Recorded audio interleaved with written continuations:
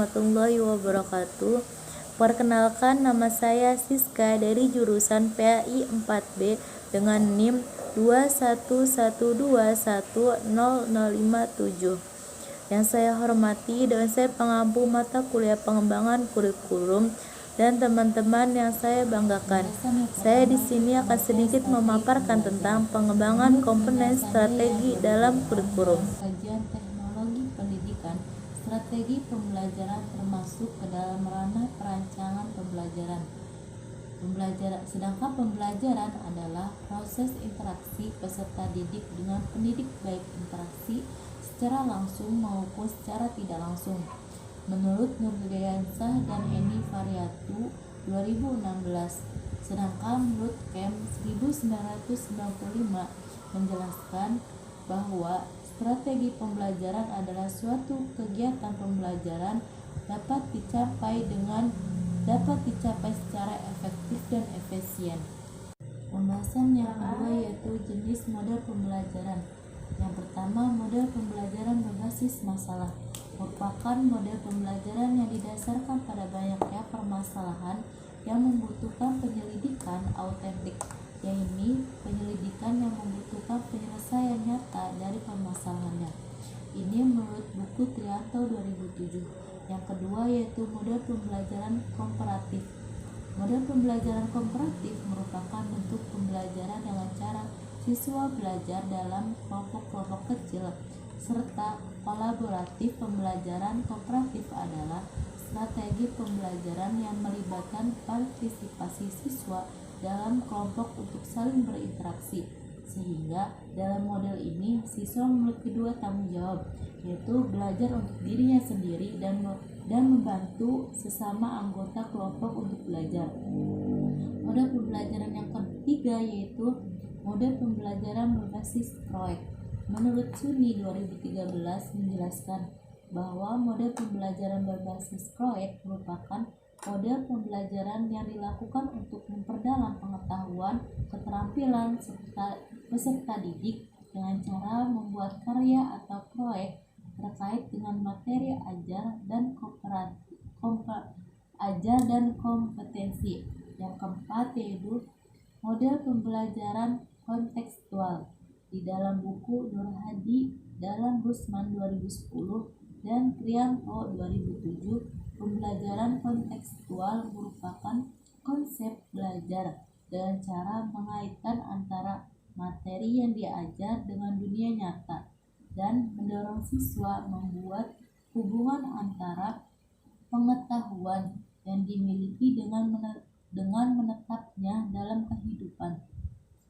Model pembelajaran yang kelima yaitu model pembelajaran empirik. Menurut Widya 1989, model pembelajaran inquiry adalah suatu model yang menekankan pengalaman belajar yang mendorong siswa dapat menemukan konsep-konsep dan prinsip. Model pembelajaran yang keenam yaitu model pembelajaran konsep. Menurut Egin dan Kaukak 2012 nyatakan, model pencapaian konsep adalah model pembelajaran yang dirancang untuk membantu siswa dari semua usia pengembangan dan penguatan pemahaman mereka tentang konsep dan mempraktekkan kemampuan berpikir kritis. Selanjutnya yaitu jenis strategi pembelajaran. Jenis strategi pembelajaran ada 7 jenis. Yang pertama yaitu strategi pembelajaran ekspositori. Dalam strategi pembelajaran ekspositori, penyampaian materi dilakukan oleh guru secara lisan kepada siswa agar dapat memahami materi. Oleh karena itu, penjelasan guru dalam strategi pembelajaran ini harus jelas sehingga bisa dipahami oleh siswa dengan mudah. Yang kedua yaitu strategi pembelajaran empirik. Berbeda dengan strategi pembelajaran ekspositori, strategi pembelajaran empirik yaitu siswa memiliki peranan yang lebih aktif dalam kegiatan belajar, sehingga memberikan ruang pada siswa untuk menemukan sendiri inti dari materi pelajaran. Yang ketiga yaitu strategi pembelajaran berbasis masalah. Sesuai dengan namanya, strategi ini berfokus pada proses penyelesaian masalah dengan menggunakan cara ilmiah. Permasalahan ini bisa diambil dari buku teks maupun peristiwa yang terjadi di masyarakat. Selanjutnya, strategi pembelajaran komparatif adalah strategi pembelajaran yang menempatkan siswa dalam kelompok-kelompok kecil. Setiap kelompok diberikan tugas oleh guru untuk dikerjakan bersama-sama. Dan selanjutnya yaitu strategi pembelajaran efektif. Strategi pembelajaran efektif ini menekankan pada pembentukan sikap yang positif kepada siswa dengan cara mengadakan mereka pada situasi yang mengandung konflik atau situasi yang problematis. Strategi selanjutnya yaitu strategi pembelajaran kontekstual adalah strategi pembelajaran yang menekankan pada proses keterlibatan siswa dalam menemukan materi yang dipelajari dan menghubungkannya dengan permasalahan dalam kehidupan dunia nyata. Strategi selanjutnya yaitu strategi pembelajaran meningkatkan kemampuan berpikir. Strategi ini adalah strategi pembelajaran yang berfokus pada pengembangan kemampuan berpikir siswa melalui analisis fakta-fakta atau pengalaman siswa sebagai bahan untuk memecahkan masalah.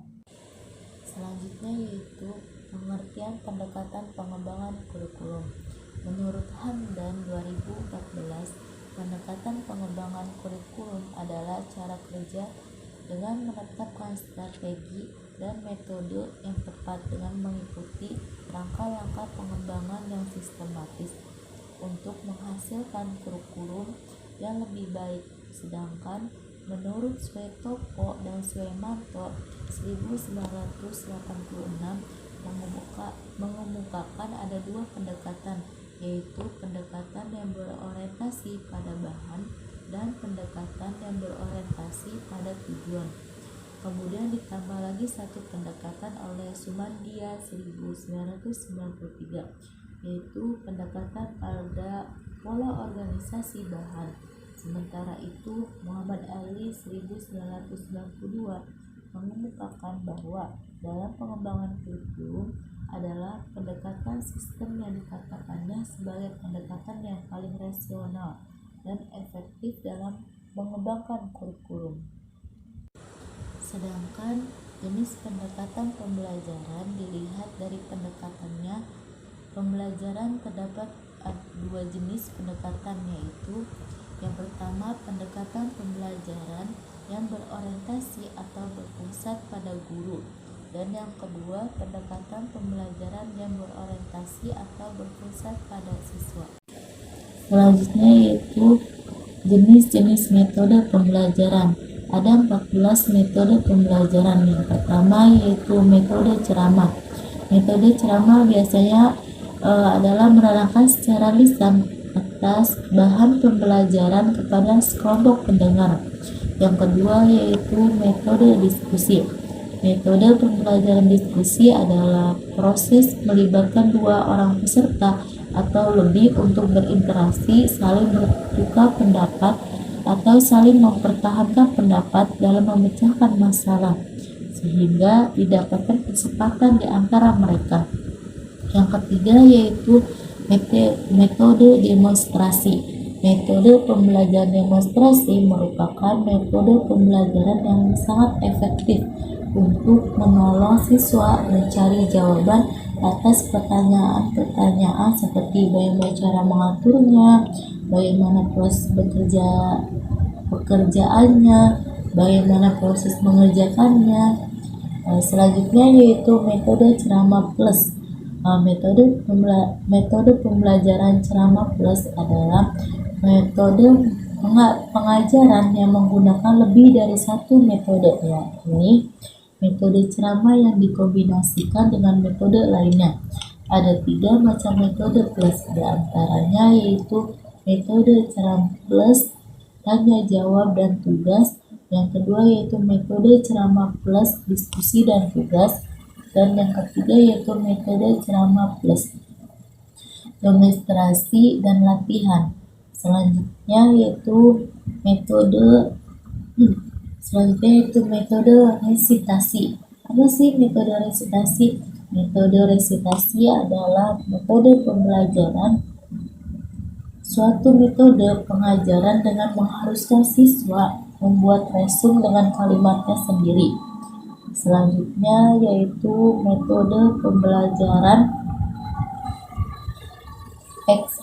eksperimental. Apa sih metode eksperimental itu? Adalah suatu metode pembelajaran eksperimental adalah suatu cara pengelolaan pembelajaran di mana siswa melakukan aktivitas percobaan dengan mengalami dan membuktikan sendiri suatu yang dipelajarinya. Selanjutnya yaitu yang ketujuh metode study tour. Metode study tour atau karya wisata adalah metode mengajar dengan mengajar peserta didik mengunjungi suatu objek atau berwisata. Metode yang selanjutnya yaitu metode project method. Metode project method adalah metode perancangan suatu metode mengajar dengan meminta peserta didik merancang suatu proyek yang akan diteliti sebagai objek kajian. Metode selanjutnya yaitu metode Taylor method. Metode ini adalah suatu metode mengajar dengan menggunakan sebagian misalnya ayat per ayat kemudian disambung lagi dengan ayat lainnya yang tentu saja berkaitan dengan masalahnya. Metode selanjutnya atau metode yang terakhir yaitu metode global. Apa sih metode global? Metode global yaitu suatu metode mengajar di mana siswa disuruh membaca keseluruhan materi, kemudian siswa meresum apa yang dapat mereka serap atau apa yang mereka dapat atau yang mereka baca. Selanjutnya yaitu media pembelajaran. Ada 6 media pembelajaran. Yang pertama yaitu media audio, yang kedua yaitu media visual, yang ketiga yaitu media audio visual, yang keempat yaitu media serba aneka, yang kelima yaitu media gambar, fotografi, dan yang terakhir yaitu media peta dan globe. Selanjutnya yaitu langkah memilih media pembelajaran. Ada 6 langkah memilih media pembelajaran. Yang pertama, ketetapan media dengan tujuan pengajaran. Yang kedua, dukungan terhadap pelajaran. Yang ketiga, kemudahan memperoleh media. Yang keempat, keterampilan guru. Yang kelima, sesuai dengan taraf berpikir anak. Dan yang terakhir yaitu tersedia waktu. Selanjutnya yaitu macam-macam metode pembelajaran aktif PAI. Sebenarnya metode pembelajaran PAI sama saja dengan metode pembelajaran lainnya, hanya saja berbasis kepada pendidikan agama Islam. Yang ditekankannya ada 4 metode. Yang pertama yaitu metode ceramah, yang kedua metode ceramah plus, dan yang ketiga metode diskusi, yang keempat yaitu metode demonstrasi. Demikian video presentasi yang dapat saya sampaikan. Kurang lebihnya mohon maaf. Sekian, terima kasih. Wassalamualaikum warahmatullahi wabarakatuh.